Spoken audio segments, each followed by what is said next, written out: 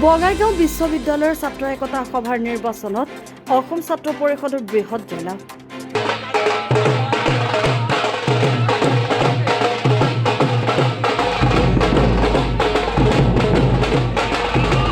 এঘাৰ পদৰ ভিতৰত 11টা পদতেই জয়ী। 9 পদত বিনা প্ৰতিদ্বন্দ্বিতাৰে আৰু 2টা পদৰ বাবে নিৰ্বাচন হয়। নিৰ্বাচন অনুষ্ঠিত হোৱা 2টা পদতো অসম ছাত্ৰ পৰিষদ জয়ী হয়।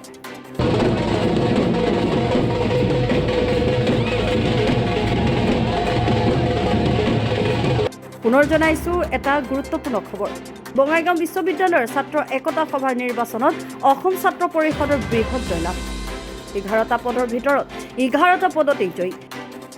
9টা পদত বিনা প্ৰতিদ্বন্দ্বিতাৰে আৰু 2টা পদৰ বাবে নিৰ্বাচন হয়। নিৰ্বাচনৰ অনুষ্ঠিত হোৱা 2টা পদতেই অসম ছাত্ৰ পৰিষদ নিৰ্বাচন হয়।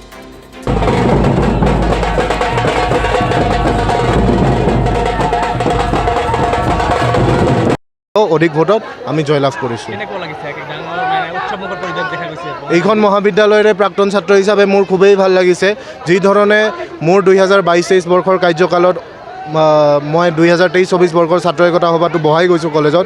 এইবাৰ 23-24 বৰ্ষৰ ছাত্ৰ একতা সভাৰ সদস্যসকলে এইবাৰ 24-25 বৰ্ষৰ ছাত্ৰ একতা সভাটো বহাই থৈ গৈছে। গতিকে অসম ছাত্ৰ পৰিষদৰ এই যে ধাৰাবাহিক যোনটো জয় হৈ আহিছে বঙাইগাঁও মহাবিদ্যালয়ত, এইটো চিৰদিনৰ কাৰণেই থাকি যাব। আৰু এই বস্তুটোৱে প্ৰমাণ কৰি দিয়ে যে আজিৰ ছাত্ৰ সমাজ বা আজিৰ যুৱ সমাজেই আঞ্চলিকতাবাদী শক্তিৰ ওপৰত তেখেতসকলৰ বিশ্বাস আছে, আশ্বাস আছে। গতিকে জয় আই অসম। হয়, ইতিমধ্যে আমাৰ বঙাই মহাবিদ্যালয় নিৰ্বাচনৰ ফলাফল ঘোষণা হৈছে আৰু আমি এইবাৰ অসম ছাত্ৰ পৰিষদৰ সমৰ্থিত প্ৰাৰ্থীয়ে গোটেইকেইটা 11টা পদতে জয়লাভ কৰিছোঁ। ইয়াৰ আগতে 9টা পোষ্ট আমি আনকণ্টেষ্টেড ওলাই গৈছোঁ। এতিয়া মাত্ৰ 2টা পোষ্টত কণ্টেষ্ট হৈছিল। এটা হৈছে ভাইচ প্ৰেচিডেণ্ট আৰু এটা হৈছে ছ'চিয়েল ছাৰ্ভিচ। আৰু আমি এই 2টা পদতো বৃহৎ জয়লাভ কৰিছোঁ। কেনেকুৱা লাগিছে যে বৃহৎ জয় সাব্যস্ত কৰিলে? মনটো ভাল লাগিছে। হয়, 1 বছৰৰ কাৰ্যকালৰ ফলাফল আজি দেখুৱাব পাৰিলোঁ সকলোকে।